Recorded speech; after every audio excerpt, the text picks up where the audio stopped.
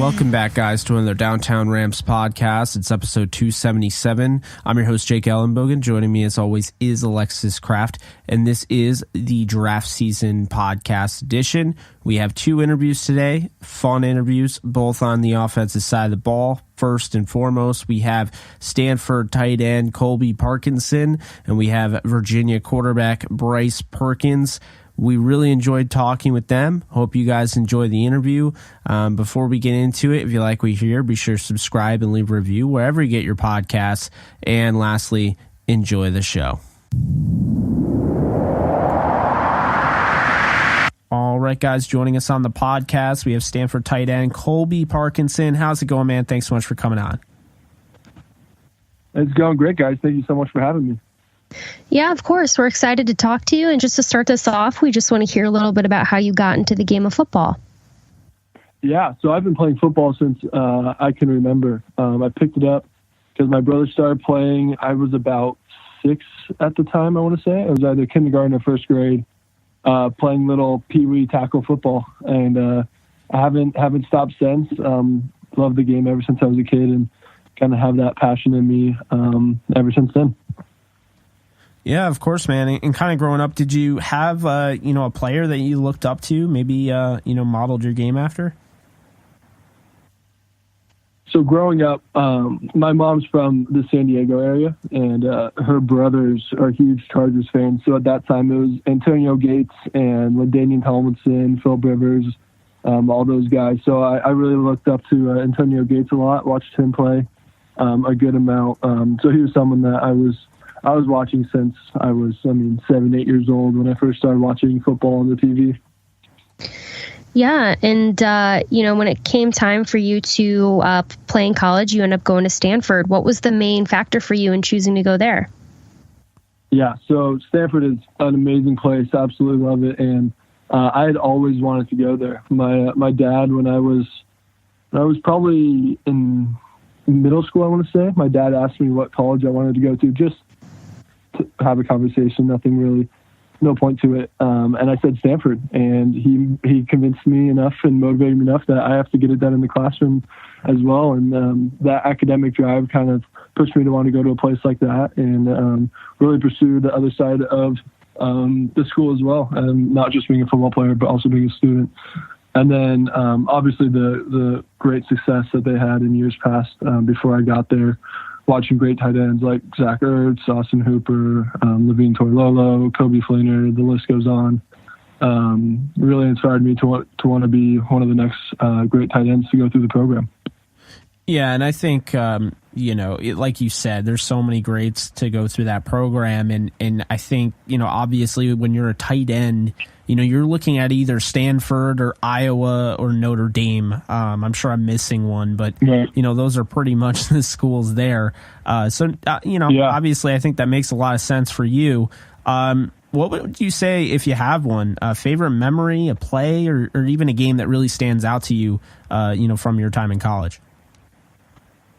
Absolutely. It's got to be the Oregon game last year. It was college game day. We were up in Autzen Stadium playing a really good Oregon team, and we were getting destroyed in the first half. Came back in the second half strong, and we're somehow, by just a miracle, able to tie the game up at the end, going to overtime. And I was lucky enough to be the guy who the ball was thrown to in overtime and catch the game-winning touchdown. But it really, even if I hadn't caught the touchdown, that would have been my favorite game. Just the environment and being able to win in such a hostile place, and it was a feeling I can't really explain because everyone knew what was happening, but no one really said what was happening, right? Because everything just started clicking all of a sudden.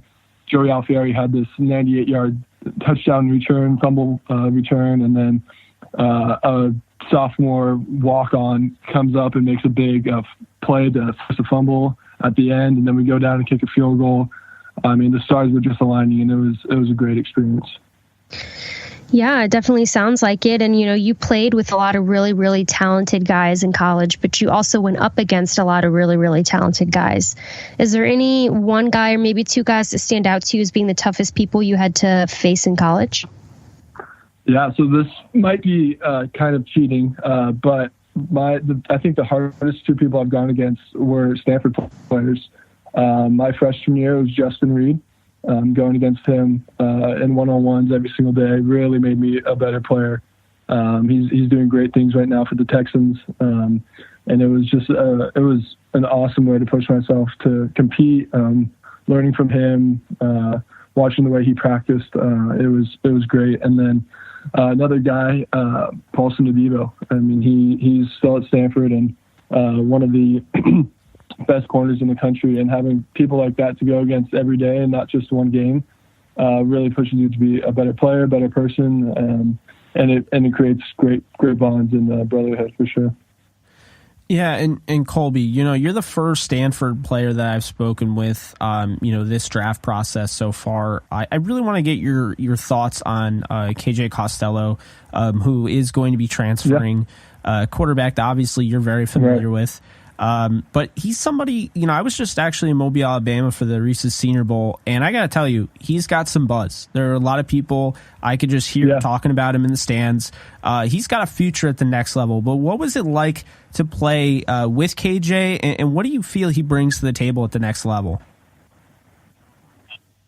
I mean, he is one of the best, if not the best, leaders I've ever been lucky enough to play with. He brings more fire and passion to the game than you can even imagine. He's so intense and locked in, and just loves the game, and is excited about any new venture that the game will take him with. And I'm bummed he won't be at Stanford anymore, but I know he'll go on and do great things wherever he's at. I know he took a visit this past week, I think, to Mississippi State, and now there's rumors he's out visiting Washington, and whatever program's lucky enough to get him, they'll get a great competitor and someone that is truly one of the top quarterback talents in the country.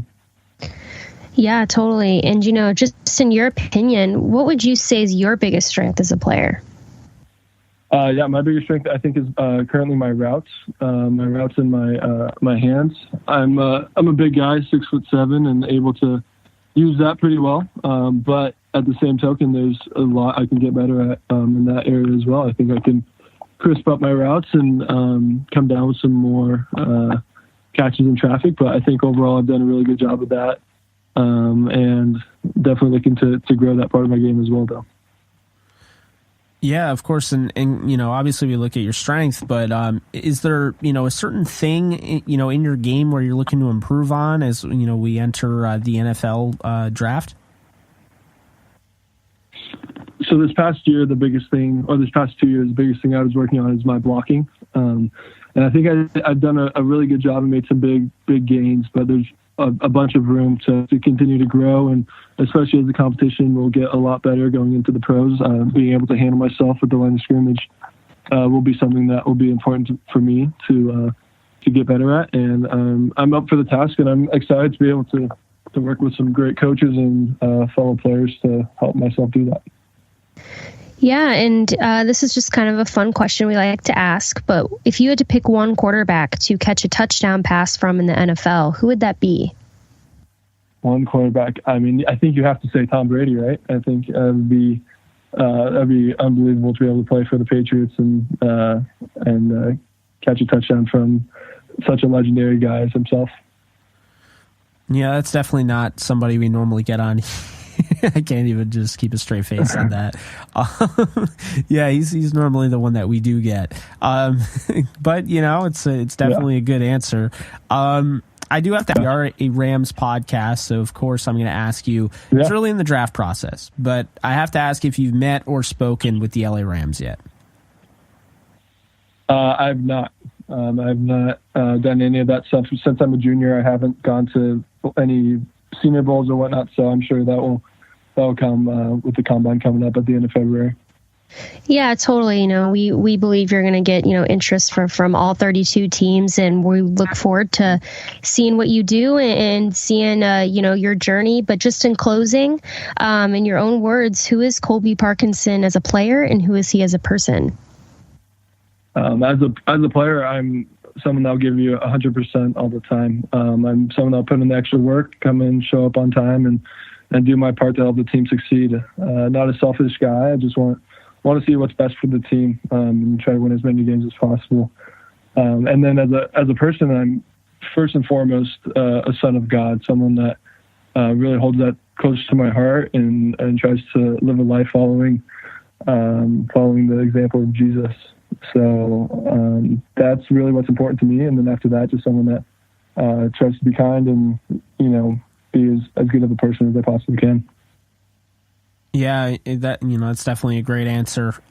Always love, Alexis always asks people that, and it's always a question where, makes you kind of go like, oh, like, we always get, kind of like a stop or like a pause where it's like, wow, I never really been asked that before.